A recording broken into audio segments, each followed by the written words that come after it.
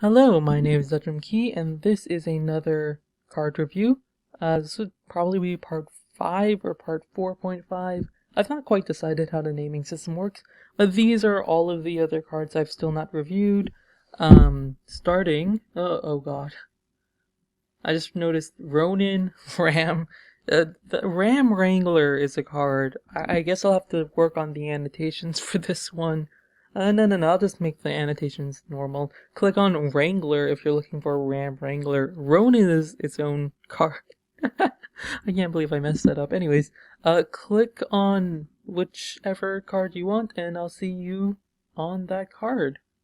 So the first one is Cat Purse. When this minion attacks the enemy hero, put a coin in your hand. I actually thought this was a spell at first, by the way.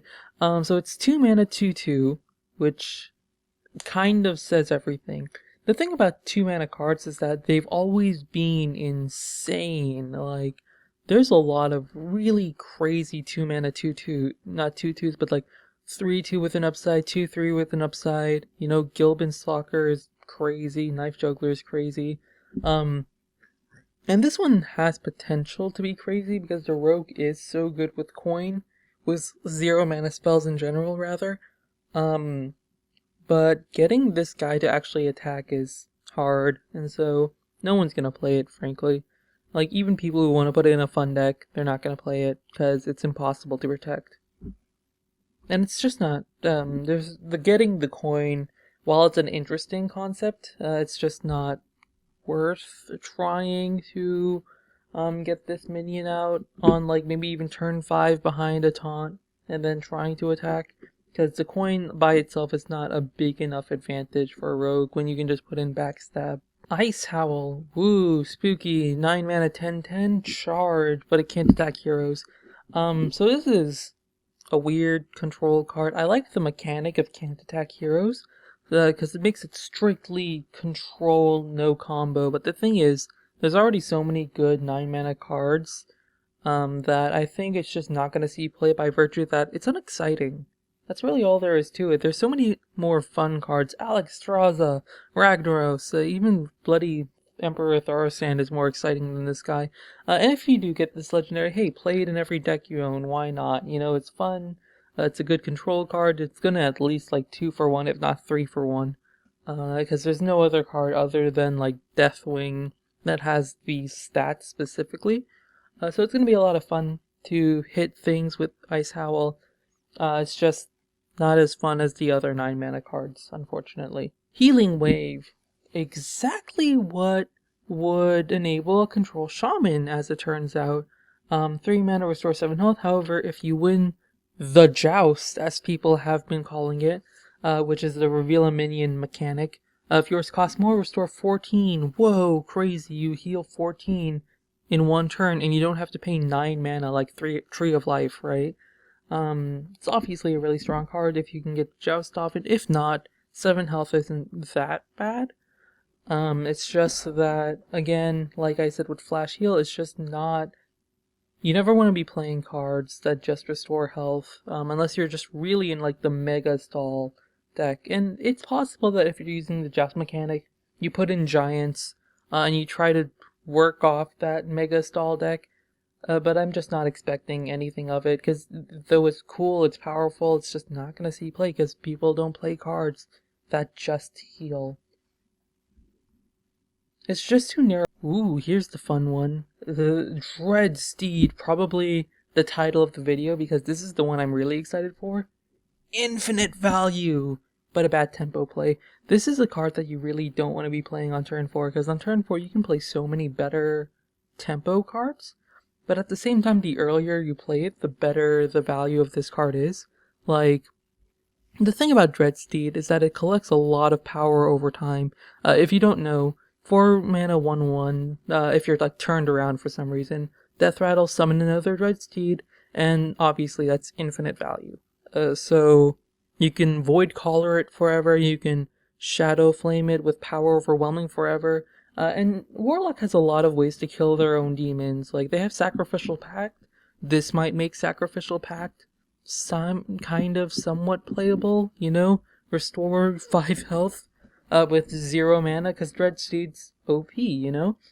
It has potential, and that's what I'm gonna say. It has so much potential. There's so many crazy things, in theory, but I have the sneaking suspicion that because it's a 1/1, nobody's gonna play this card because it really is just such a bad tempo play. It hurts you so hard if you die at like turn 6, and you'd be thinking like, oh man, if I didn't play Dreadsteed, if I only played Voidcaller instead, it's like. It's crazy cool.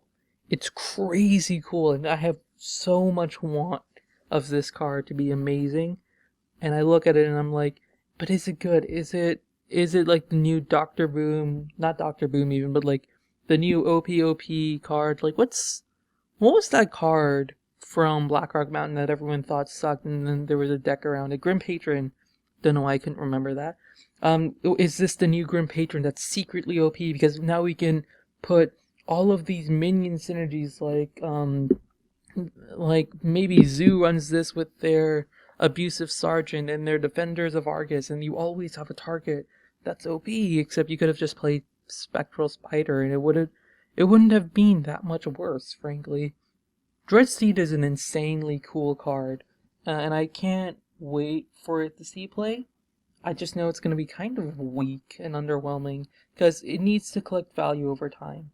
It can be an amazing card over 10 turns. When the game reaches turn 15, you can be like, ha, Dreadsteed value. But until turn 15, it's just so meh, unfortunately. Sea Reaver, another exciting card. If only because it's basically a better Yeti, but it's a class card, so it's allowed to be a better Yeti. So when you draw this card, deal 1 damage. Obvious comparison is Flame Leviathan, and objectively, it's hard to say if this is better than Flame Leviathan. But here's the thing: is that yes, warriors want to have the Whirlwind effect on their minions more than their opponents, and this fits in that. So you can put in like your Control Warrior, your patrons. Hopefully, it hits your draw cards. Hopefully, it hits your loot hoarders, your patrons. That's all great. The thing is that it is rather hard to consistently draw. If you're like at the last 5 cards, you didn't draw your Sea Reaver yet, whoa, amazing play. But outside of that, it can be hard to get off. I will say it's really unique in the way the Flame Leviathan was unique, but here's the thing, nobody plays Flame Leviathan now, and here's why.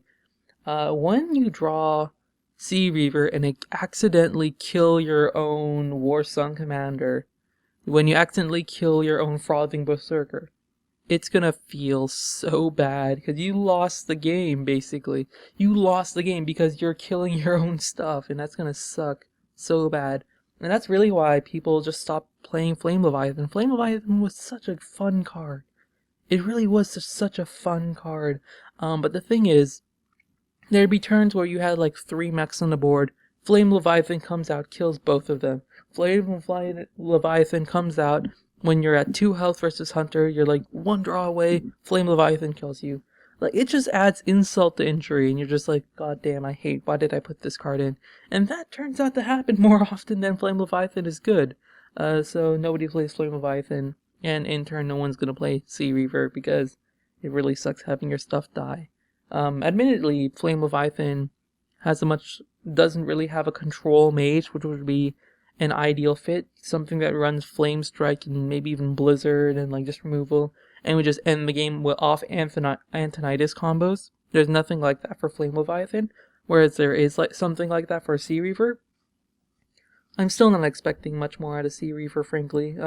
If Flame Leviathan's effect didn't work, I don't think Sea Reaver will really work. Lights Champion, 3 mana 4/3, good stats, battle cry, silence, whoa, POP, silence a demon. So demons are really powerful. And warlocks might be getting stronger somehow. I'm not sure why they made this card, but warlock demons are really frustrating in silencing some of those abilities, like the Imp Gang Box, silencing, a Demon Fire, Demon Fuse, if somehow you find that card. Silencing a Demon Heart would be insane. It's just demons aren't really a big threat in the metagame, so this would really be like a really niche card. Regardless, vanilla stats are good, so why not, pick it up if you're like, I need just a solid 3 mana card. You don't have Big Game Hunter, you don't want to play Mind Control tech for whatever reason. Lights Champion, why not? There's not a lot of tech cards in 3 mana now that I think about it. At least in my experience. Like, you can play Little Exorcist if you really want a tech card. And that's about all I can think of with Mind Control tech and Big Game Hunter. The more I think about it, the weirder this card is. It's just 3 mana tech card. Can be strong, can be okay, and that's always nice. It's a vanilla good card. Oh boy. Oh boy. Variant Rin, 10 mana, 7/7. Battlecry, draw 3 cards, put any minions you draw directly into the battlefield. OP. So here's the thing, at 10 mana, you really need cards with big effects, and Variant Rin has a big effect. Like, even if you're just getting 2 Armor Smiths on the field, 7/7 is not bad. Armor Smiths are probably going to be useful. It can be a potentially big tempo swing, even if you are spending your entire turn to use it. And so this card's going to see a lot of play because there's just so much potential. And cards with high potential value are usually played, especially when there's like a low risk. Like at 10 mana, you could be playing... What else could you be playing? You could be playing the Ice Howl card, right? Where is that? Here it is. You could be playing this guy and not really have that much bigger of an impact on the board, frankly. Like, I'd rather have the 7/7/1/4/1/4 than I would the 10/10, even if it kills something immediately, right? Variant is just like this crazy tempo swing that's going to really throw off people. People are going to be scared of this card. And it gives Warrior a much bigger threat than Grommash that develops board. Granted, Grommash can be hitting face for 12 damage, and that's always scary. But Variant Rin's just like, bam! Here's a board. Deal with it now. It's gonna be fun, gonna be weird. See how good late game cards are now. It's good that they're making late game cards with insane value potential, because those are the ones that normally see play. Things like Bane of Doom, things like one of the cards we're going to see coming up, those are going to be really cool to see play. Ronin, it's a vanilla 8 mana 7/7, add 3 copies of Arcane Missiles to your hand. Hey, it's a death rattle, so you can't immediately use it, but I think that's fine because you get Big Game Hunter and bam, Arcane Missiles. It's a weird vanilla card, and I say vanilla very lightly because obviously it's a legendary. It's supposed to be insane OP, tempo mage OP, all of this sort of stuff, but it really is just refuel your hand with spells so you can get more spell synergy off of your other spell-based minions, You can probably see this in like a mage control deck, actually. I was like theory crafting earlier with one of the other mage cards. I can't remember which one now. Flame Leviathan. Actually, let's pull that up. Flame Leviathan. You see Flame Leviathan, Ronin, control mage. Why not? With Archmage Antonidas, of course. That could actually be a really interesting deck. If I ever get Ronin and Archmage, that could be a really fun deck. Obviously, it's in Mage, and Mage is, of course, the anti-fun class of the world. Oh my god. Mages are all try-hard, blah, blah, blah, blah. Ignoring that, you could really build some fun mage decks with this. I didn't really think about that. I was just gonna throw this card aside as like a really boring card, but hey, it actually does have potential thinking about it. Yeah, I'm always a little sad to see vanilla good cards, because I feel like this guy's always going to take the place where Flame Leviathan could have, but, that's whatever. Cards are always going to be better and better as time goes on. Ram Wrangler, this is the one I was comparing Varian Rin to, in that it has a high output potential. So I think people have done the math, and on average, Ram Wrangler is going to summon a 3 mana beast. By the way, 5 mana, 3/3 Battlecry. If you have a beast, summon a random beast, right? Great to have more beast synergy. Great to pump up old decks with a lot of potential power. And this is actually probably going to make beast decks much more viable. So definitely watch for this card. It's going to be really crazy. great games are going to come of it, and I'm glad they're putting it in the game. It's going to be really cool. And yeah, that just about does it for my review part 4.5 or part 5, whatever I decide to call it. Leave a like, subscribe, comment on which one of these was your